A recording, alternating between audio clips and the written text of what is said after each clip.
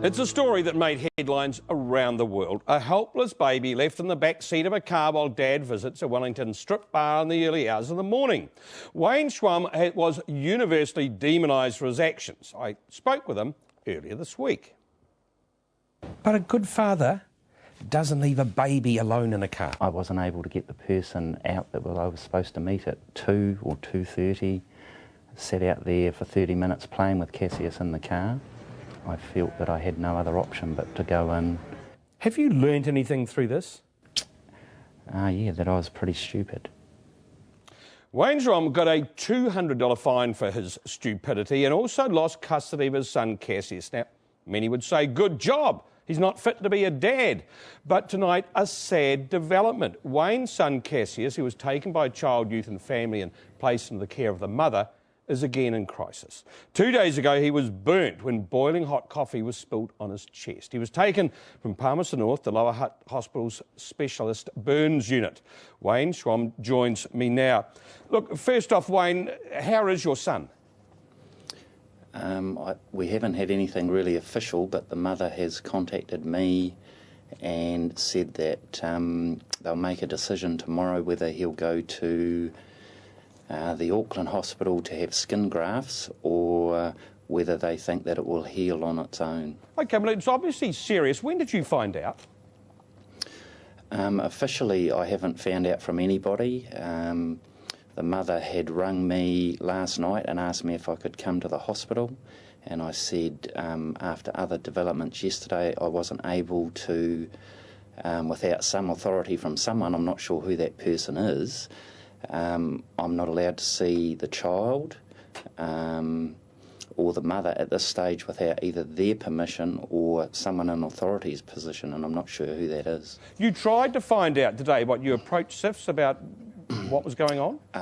I contacted them last night, left a message on the person handling the case's cell phone, and then I went in there this morning as soon as they opened at 9. They asked me if I could come back at 12 and I said no, I couldn't. So then I did meet with the lady handling the case, and she said she would get back to me as soon as she could.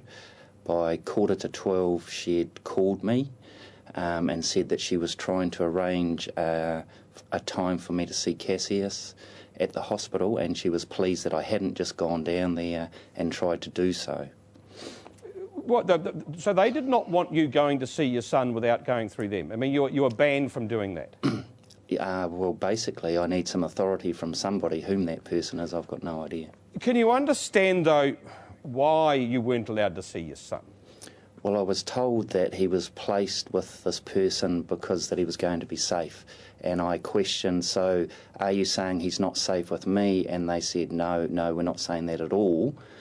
So I've asked for something in writing to say what it is that is actually being said. Did you alert SIFS that your partner, that Cassius' mum, was going to need help? I said that, yeah, I didn't want the child placed in that person's custody, and I would be happier if he stayed really with SIPS, because I believe there are issues which we're trying to address, and they're certainly not addressed yet. Do you accept, though, that given your history, they probably weren't going to listen to you? Oh, of course they're not listening to me, but the issue is of one problem which really I don't believe placed Cassius in any harm whatsoever. I probably at the moment, maybe I spend 60-70% of the day with him, enjoying his company, putting him to sleep, he has a sleep in the afternoon, sleep at night, feeding him, whatever's necessary. He needs me, I believe, and we're a unit, and whether it's with the mum there helping or on our own. I mean, this has been a terrible time, obviously, for your son. When are you going to get to see him?